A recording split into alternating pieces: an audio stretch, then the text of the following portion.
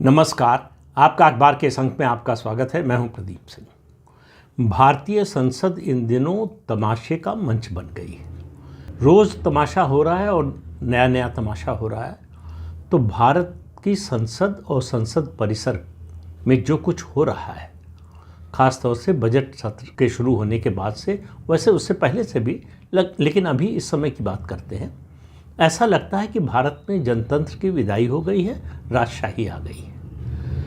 संसद के परिसर का नया राजा आ गया है और इस नए राजा का नाम है राहुल गांधी। राहुल गांधी जो चाहते हैं संसद परिसर में होता है, जो चाहते हैं सदन में होता है। लोकसभा की बात कर रहा हूँ। और उसी कंट्रास्ट में आप देख लीजिए, राज्यसभा में सामान्य रूप से जैसे संसद की कार्यवाही चलनी चाहिए, ज़्यादातर मामलों में वैसे चल रही है। लेकिन लोकसभा उस तरह से चल रही है, या आप कहें नहीं चल रही है, जैसा राहुल गांधी चाहते हैं। राहुल गांधी कोई नियम मानने को तैयार नहीं है और लोकसभा स्पीकर हों या सरकार या सरकारी पक्ष या फिर संसदीय कार्य मंत्री, उनको मनवाने में उनका कोई इंटरेस्ट नहीं है। संसद का एक सामान्य सा नियम है कि अगर आप कोई आरोप लगाते हैं तो आपको ऑथेंटिकेट करना पड़ेगा। राहुल गांधी बोल रहे थे, उनसे कहा गया ऑथेंटिकेट कीजिए अपने आरोप को, तो उन्होंने कहा अभी करता हूं। मतलब 21 साल संसद में रहने के बाद ऑथेंटिकेट करने का मतलब क्या होता है, राहुल गांधी को पता नहीं। ऑथेंटिकेट करने का मतलब है आप जो आरोप लगा रहे हैं उसके समर्थन में आपको डॉक्यूमेंट, प्रमाण देने पड़ते हैं और दस्तखत करके देने पड़ते हैं, वरना आपके खिलाफ प्रिविलेज मोशन आ सकता है कि आपने विशेषाधिकार का हनन किया। राहुल गांधी ने आज तक जितने आरोप लगाए, किसी आरोप को ऑथेंटिकेट नहीं किया और ये तमाशा लगातार चल रहा है। सत्तारूढ़ दल ये तमाशा देख रहा है। इस बारे में दो बातें कही जा रही हैं।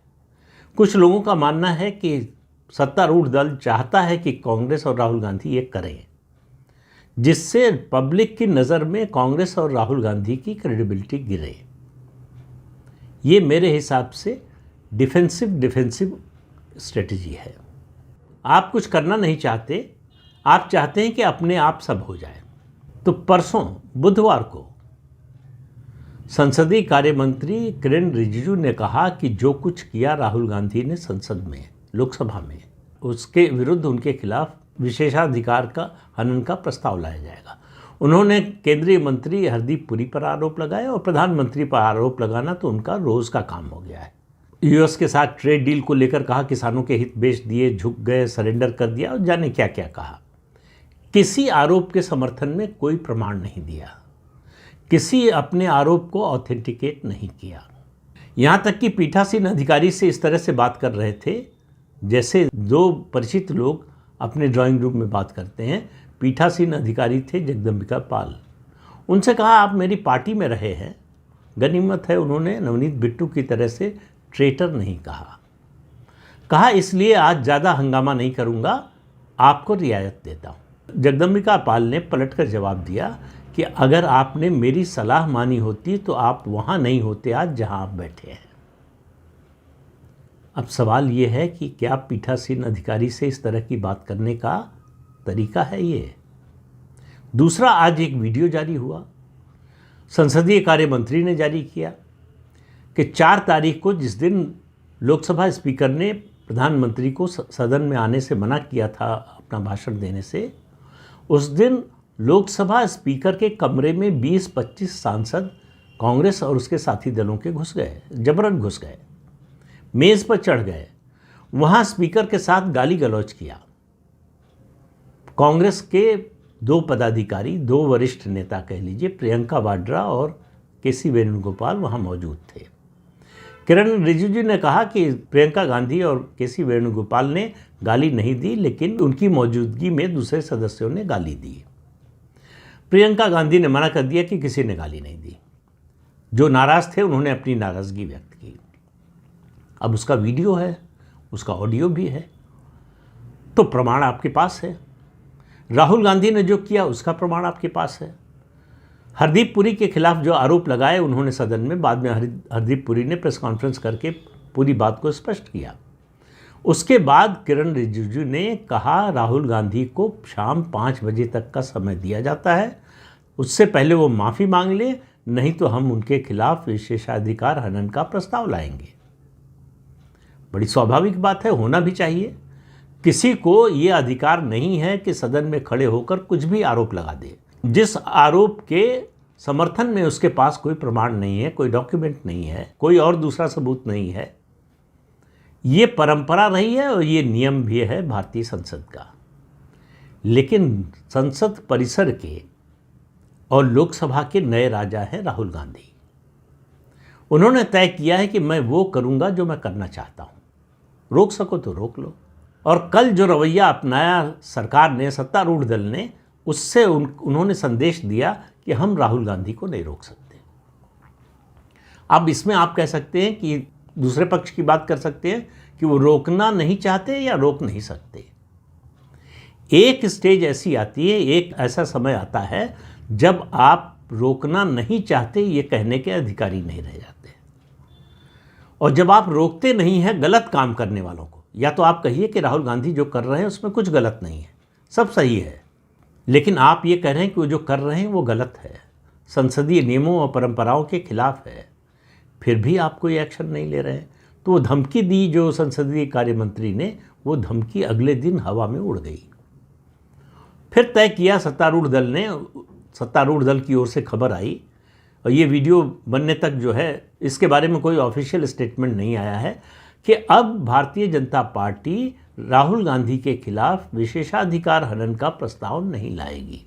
उन्होंने जो आरोप लगाए थे उनको सदन की कार्यवाही से निकाल दिया जाएगा।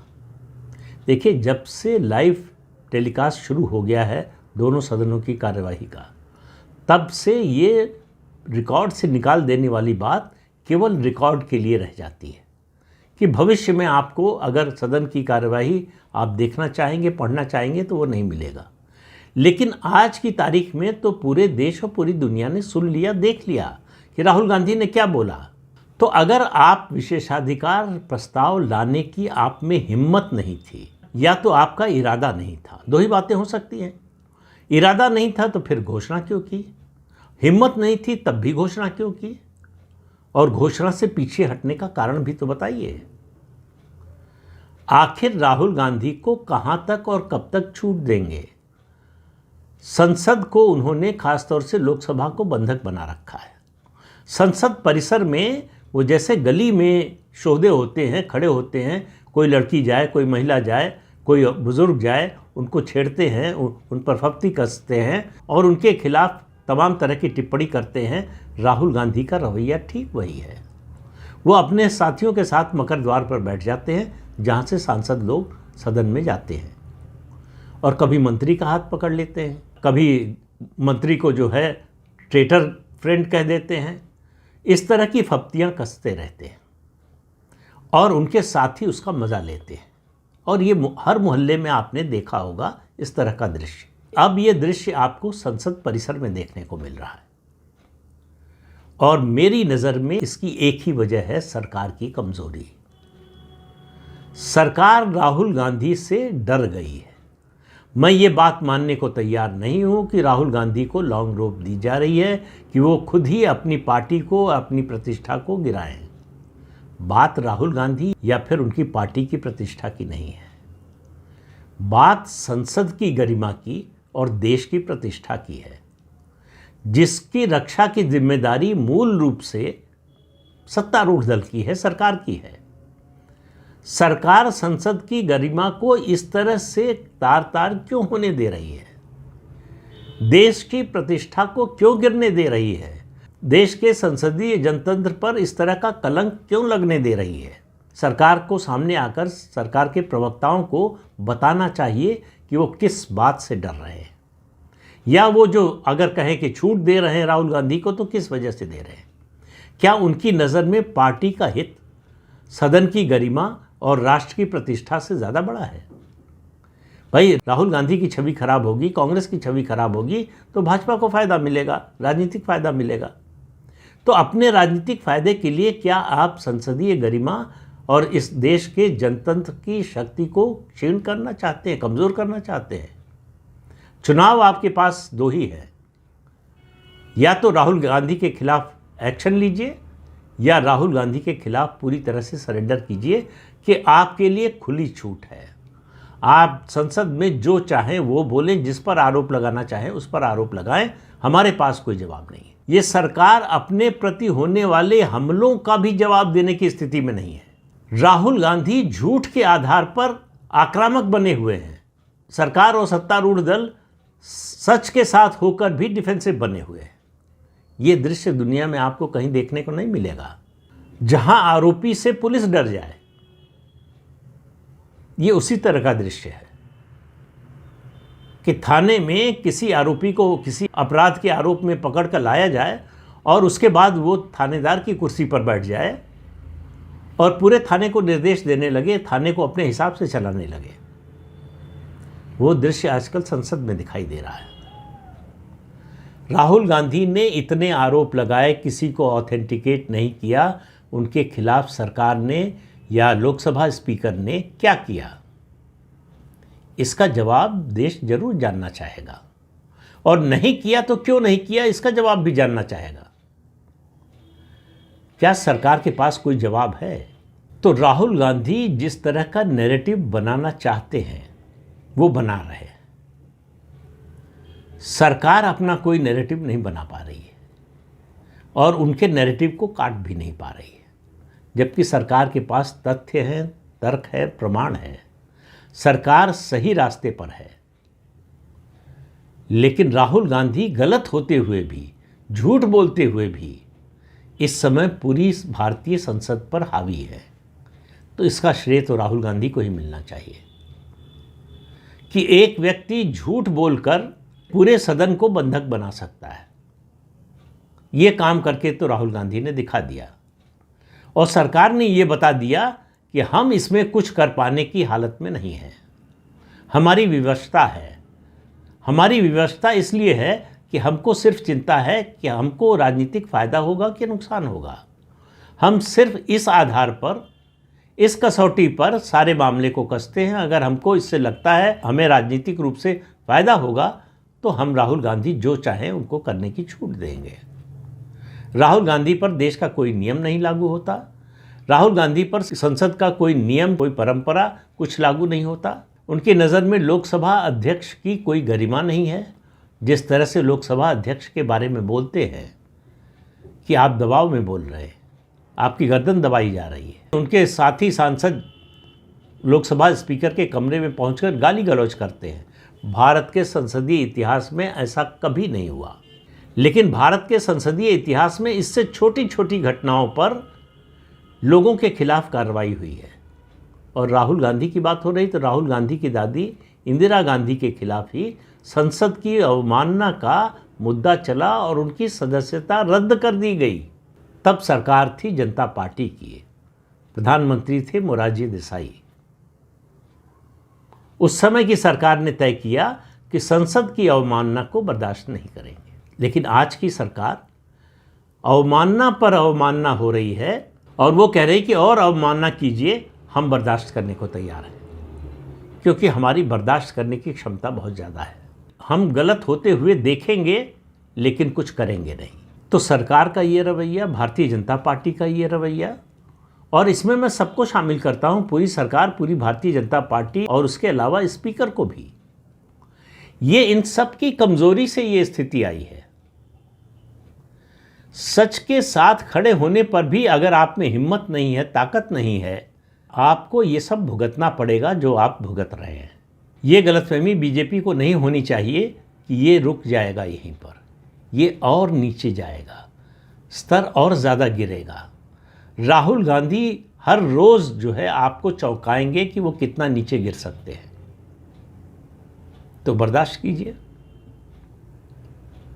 क्योंकि भारत की सरकार और संसद के पीठासीन अधिकारी, खासतौर से लोकसभा अध्यक्ष, कह रहे हैं कि आप चुपचाप बर्दाश्त कीजिए। गलत को गलत मत कहिए, गलत का विरोध मत कीजिए, गलत के खिलाफ कोई कार्रवाई मत कीजिए।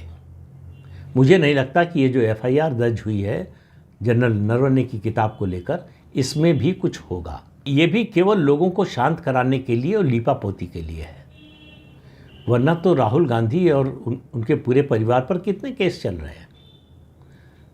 2011-12 से नेशनल हेराल्ड का केस चल रहा है, उनके जीजा जी पर केस चल रहा है जब कांग्रेस की सरकार थी, यूपीए की सरकार थी। राहुल गांधी की नागरिकता को लेकर सवाल Allahabad high court, Delhi high court में कब से पेंडिंग है, लेकिन किसी मामले पर कोई फैसला नहीं हो रहा है। और जो रवैया है, जो परिस्थिति है, उसमें लगता भी नहीं कि कुछ होगा।